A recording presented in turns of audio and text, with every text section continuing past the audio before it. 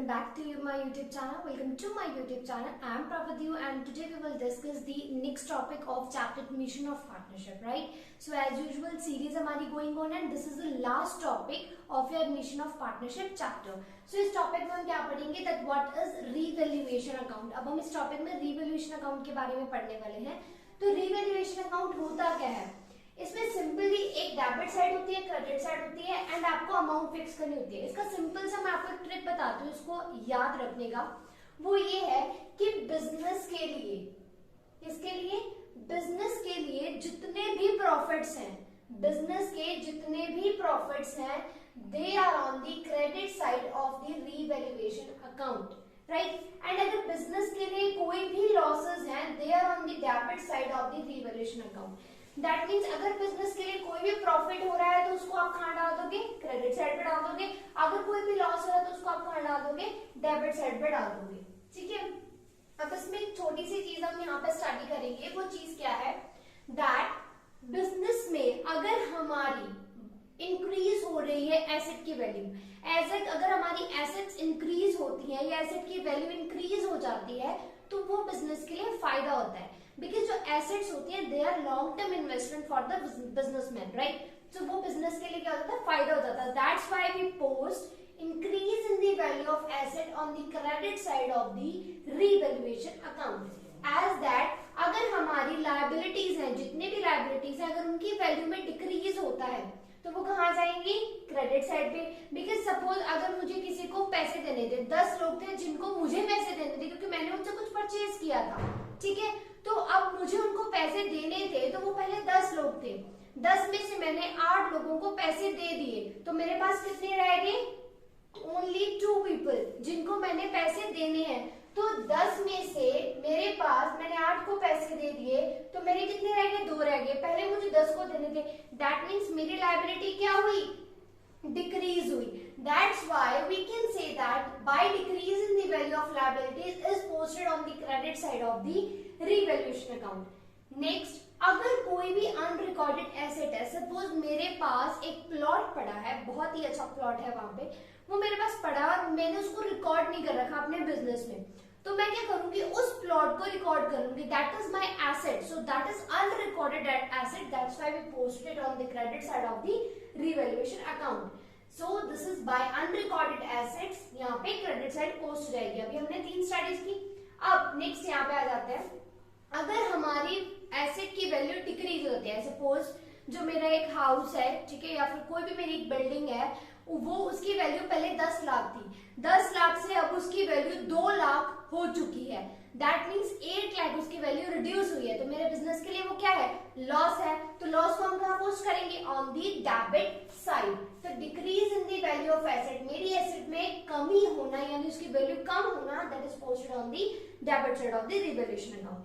Next, as usual अगर मेरी liabilities increase होती है, जैसे मैंने अभी आपको यहाँ पे एक एग्जांपल दिया कि मेरे पास 10 लोग थे जिनमें से मैंने 8 को पैसे दे दिए. सपोज मेरे पास 8 लोग थे और मेरे पास अब 2 और ऐड हो गए जिनको मुझे और पैसे देने हैं क्योंकि मैंने उनसे और उधार परचेज कर लिया.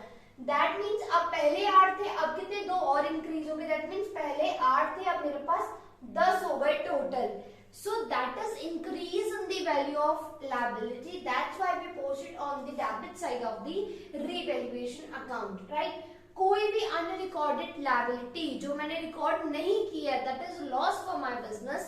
That's why we post it on the debit side of the revaluation account. It's here.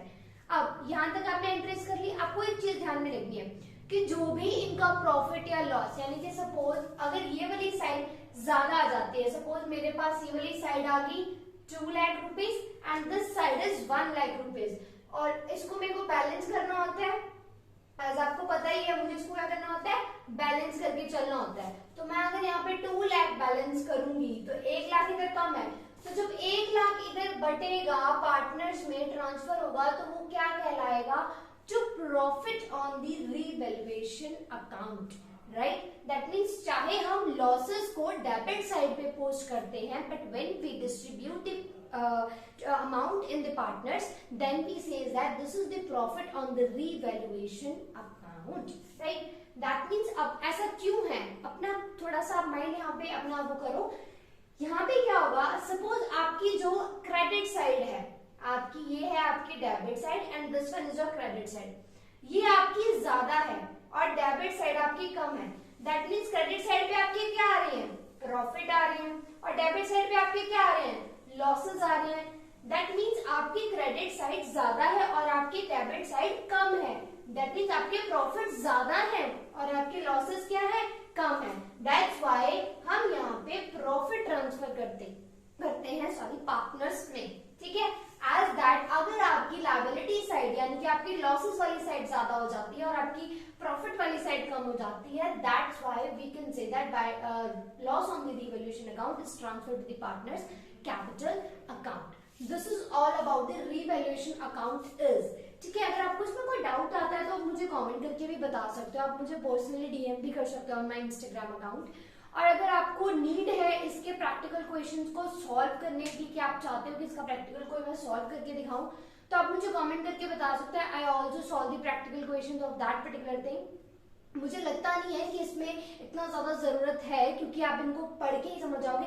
एक चीज मैं और आपको बता देती हूँ गाइस, इसमें आपको एक चीज और ध्यान रखनी है कि सपोज अगर आपको एडजस्टमेंट एंट्रीज में दिया हुआ है कि आपकी वैल्यू, सपोज आपका जो फिक्स्ड एसेट थी वो आपकी 5 लाख थी, that is reduced by this amount, that is reduced by 20% और दिस मच परसेंट।